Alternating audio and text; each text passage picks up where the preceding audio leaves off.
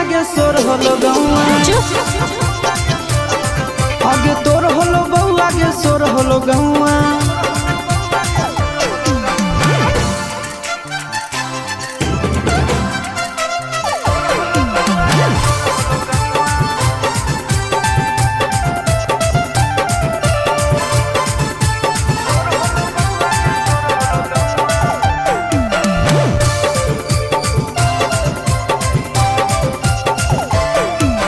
के लागल हो पेट में वीडियो वायरल हो पूरा मार्केट में बोल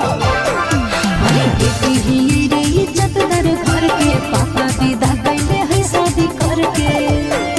अरे खेते से चली ले भगदड़ के कौआ खेते से चली ले भगदड़ के कौआ आगे तोर हलो बऊ आगे सोर हलो गौआ अरे चुप रहा आगे तोर हलो बऊ आगे सोर हलो गौआ